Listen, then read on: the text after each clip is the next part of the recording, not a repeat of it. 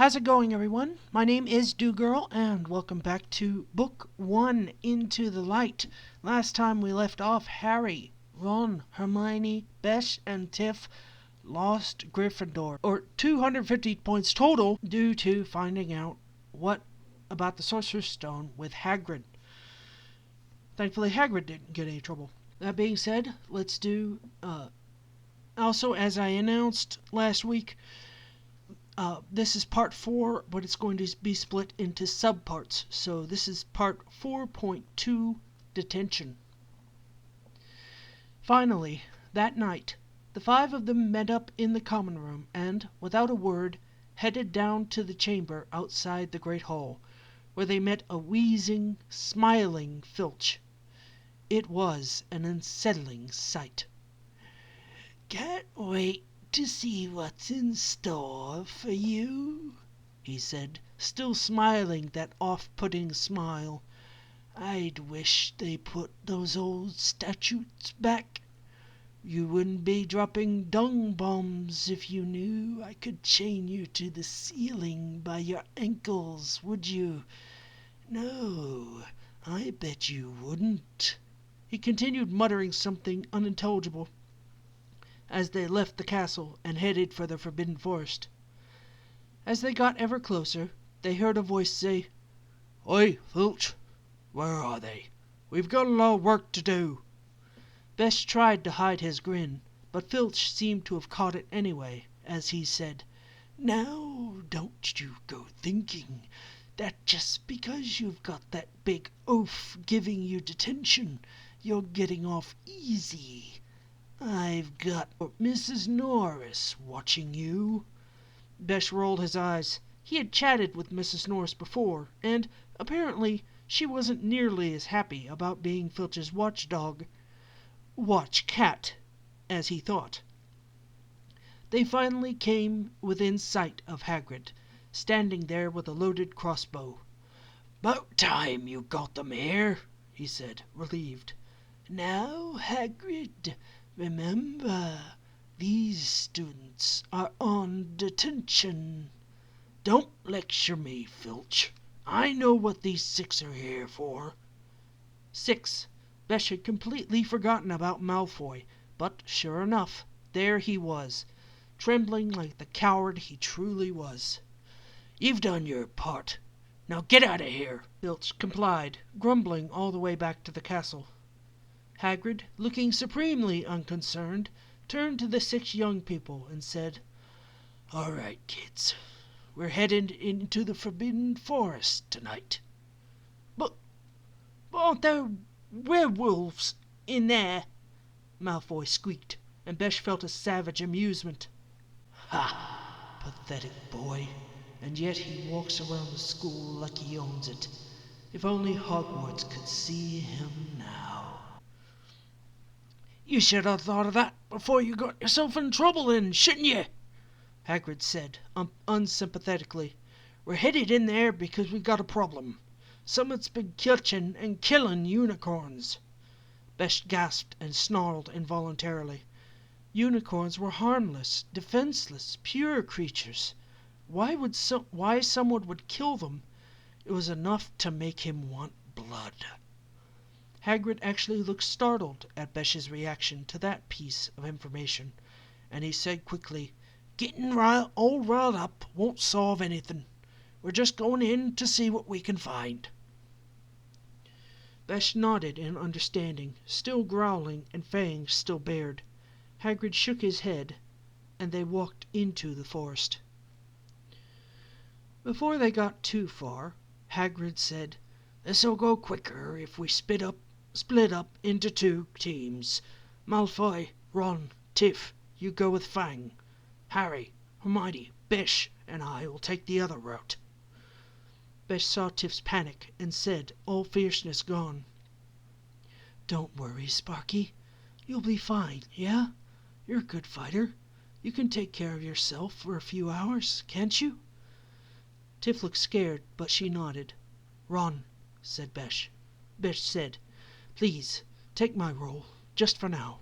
Protect her from Malfoy over there," he finished, nodding with an eye roll at Malfoy. Ron nodded and said, "Don't worry, Besh. I won't let Malfoy hurt Tiff.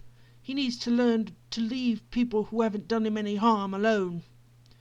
Besh nodded in agreement, and the two groups began to split when Hagrid said, "Now, I don't know what you might encounter in here. If any of you think you're in danger, send up red sparks from your wand. All right?" Everyone nodded, and the two groups split up. They'd been walking for some time, and Hermione asked Besh in a whisper, "You're worried about Tiff, aren't you?" Besh didn't bother to try and deny it. "Yeah, Hermione, I can't help but worry about her when she's with Malfoy, even though Ron's there. She's scared, Hermione. All I want is to be her protector until she can learn to protect herself. All I want is for her to be safe and happy and secure. That isn't wrong, is it?" "No, Besh, it's not. But why do you feel so strongly that way about Tiff?" "I don't know. I don't understand it. But I do know that as long as I can, I will protect her to the best of my ability." Hermione had a small smile on her face, and Besh asked her suspiciously, "What is it, Hermione?" She just shook her head. Besh growled, and she sobered. "Well, Besh, do you think it's possible that maybe your care for Tiff goes a little farther than friendship?" "What in the name of Merlin are you talking about?" "Never mind, Besh." As Hermione finished talking, she grabbed Besh and Harry's arms and pointed them to the sky. "Red sparks!" Hagrid had seen them and was already lumbering off through the wood, shouting, "Don't move from that spot." That was a long time waiting. At least it seemed so. Finally Hagrid came crashing back through the trees, muttering something about "bloody stinking pranks." Malfoy looked scared and a little satisfied. Tiff looked completely horrified, and Ron just looked sad and mad. Fang followed dutifully behind them. "All right, it seems we've got to make a change in the groups.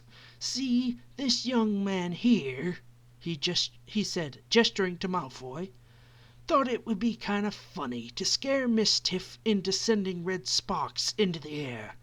So now Ron and Malfoy are with me. Besh and Harry, you're with Tiff and Fang. Now let's get this over with," he finished angrily, and Besh walked over to Tiff and hugged her and said, "I'm sorry. I shouldn't have let Hagrid separate us like that." As he looked at Ron, Ron held up both hands and said, "Besh, I swear, Malfoy had said he'd heard something. I went to investigate, and then I heard Tiff scream. I'm really sorry." Besh held up a hand.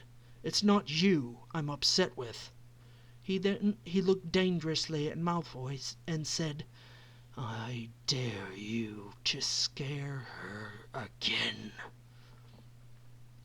Malfoy at least had the decency to look scared before Besh started off with Tiff in front of him and Fang in front of Tiff and Harry bringing up the rear. As the group separated once more, Besh became aware that there were small pools of silver liquid on the ground. "Unicorn blood," he whispered, and felt Tiff and Harry shiver. They continued into the forest, now following the trail of unicorn blood, and the pools became thicker and thicker, and Besh became more and more agitated. Something had hurt that unicorn badly. Harry gasped as they came upon the unicorn.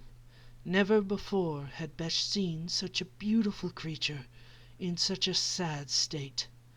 Its legs were at odd angles with its body, and it was apparent the unicorn was dead. Besh felt the tears start to flow at the sight of it, all anger at Malfoy and Takama now gone. This wasn't fair. This unicorn had never and would have never done anything harmful to anyone. And now it was dead. Besh started to walk towards it, only to stop short at the sight of something else in the shadows, headed for the unicorn. some things, someone's. Besh, Tiff, and Harry watched as the two figures, apparently unaware that there were 3 other people watching them, headed for the unicorn. One seemed to stand sentinel as the other bent down towards the unicorn and began to suck its blood. Besh snarled, and Harry cried out, hand flying to his scar. The person feeding continued to do so, but the other flew towards them silently, making them all stumble backwards. Fang ran off, no doubt to go home or find Hagrid, and Besh, Harry, and Tiff just watched as the figure alighted in front of them. He lowered his hood and gave an evil grin. Besh didn't recognize him, neither did Harry, but Tiff gasped and started to cry. "Master! Master!" she said in a small voice, and Besh spun, feeling his rage return full force. You are Tarkama Wegenstorth?" Besh demanded, and the man smirked and nodded. Besh snarled, and he said, "You're lucky I don't slay you where you stand." The man just shook his head, and suddenly Tiff cried out, this time in pain. "What are you doing to her?" Besh yelled. "Activating her memorization field. This is punishment for defying her master," Tarkama replied in a sinister voice. Tiff's screams increased in intensity, and she started crying out, "No more! Naga! Naga, por favor!"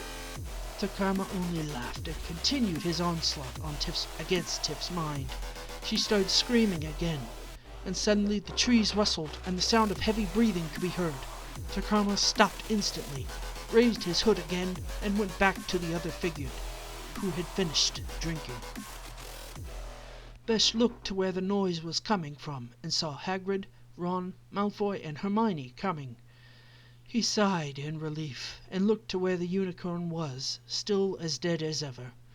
His heart saddened for it, and, without a word, he walked over to Tiff and picked her up, carrying her in both arms to hand her to Hagrid. Hagrid took her, and Besh helped Harry up, and they all walked out of the forest, their detentions having been served. Besh had no desire to do it again. Besh woke up the next day with a bad feeling in his gut. He walked down into the common room to find Hermione, Harry, and Ron talking. They all looked at him, and Besh gave them a questioning look. Hermione answered his look in a sad tone. "Her father's here, and she's ill, and we don't know why." Besh's eyes hardened, and he walked off, headed for the headmaster's office. When he got there, Tarkama was shouting at McGonagall. "I want her back!" he shouted, and McGonagall shook her head and said, "I'm sorry, Mr. Wegenstorth, but as she still attends this school, she is still under the protection of Albus Dumbledore and myself, and neither of us is willing to see her out of the school at this time." "Besides, you wouldn't be able to see her anyway," Besh cut in a strong voice, causing Tarkama to whip around and glare at him. Returning his glare just as strongly, Besh continued, "She's sick. She hasn't even left her dorm room." "I don't care! I want my slave back!" Tarkama roared, and Besh's pupils contracted to slits. "You won't take Tristina. Be careful, or you'll see how far I'm willing to go to keep her safe." Tarkama sneered. "What could you do to me, little cat boy? Do you even know who I am?" "Yes, you are Tarkama Wegenstorth, and you are a bad man. If Tristina was really your daughter, then you would want the best for her, right?" With that question, his pupils returned to normal, even got a bit dilated. "Why, Mr. Wegenstorth? Why is Sparky your slave and not your daughter?" "That is no business of yours, boy. I've come to take her back, and I plan to do so." "But why, sir? What did she do? All she done was be out past curfew. What did she do wrong?" Takama started to sputter in rage, but Besh didn't stop. "She's only 11, right, sir? What did she do that was so wrong? Why do you want her back so much? Why?" "Shut your mouth, you insolent brat!" "I'm sorry, sir. I just wanted to know why you care for a slave so much when you must have hundreds of others," Besh said, eyes big. Takama roared and launched himself at Besh, only to find himself staring into the eyes of a panther with a large, gaping mouth. He stopped himself short and looked up at what was the little boy again. "Severus, please remove this man from my office," Professor McGonagall said disdainfully, and Snape nodded and picked Takama up and, holding his arms behind his back, walked Takama out of the room, and, Besh assumed, off the grounds. "I'm sorry for intruding, ma'am," Besh said sorrowfully, head pointed down to the floor. Professor McGonagall didn't reply, save to say, "Please leave my office, Besh. Go check on Tristina." Besh nodded and walked out of the office, satisfied that he had saved Tiff from being returned to Takama. Besh raced inside the common room to find Hermione reading in front by the window. "Who was that man who stormed away from Hogwarts?" Hermione asked, nodding to the window. "Takama Wegenstorth." "Tiff's father?" Besh nodded. "How is she, Tiff?" asked Besh. "She's sleeping right now," Hermione said, shaking her head. "It's all this fear," Hermione said, near tears herself. "The fear of Takama is making her ill. Plus seeing him last night. I think that was Tiff's breaking point." Besh then transformed into a cat and headed up to the girls' dormitory. He saw a bed on the far left with hangings drawn around it. Peeking his head in the curtains, he saw the thin frame of Aquessa, her silver hair laid like a blanket around her shoulders. Feeling something walk on her bed, Tiffany sat up and looked down at the cat. "Besh," she said, wiping her eyes. Besh then transformed into a person, and Tiffany hugged him. "Sparky, sorry, Besh," she hiccuped. "Sparky, so scared. Scared Papa take her away. Sparky don't want to leave, Besh. Don't want to leave Hogwarts." Tiffany then got up, a little shaky from not having eaten anything. After Besh had explained what he had done, Tiffany blushed. "Thank you, Besh. Thanks for driving Master away," she said, blushing. With the help of Besh, the two walked out of the dormitory.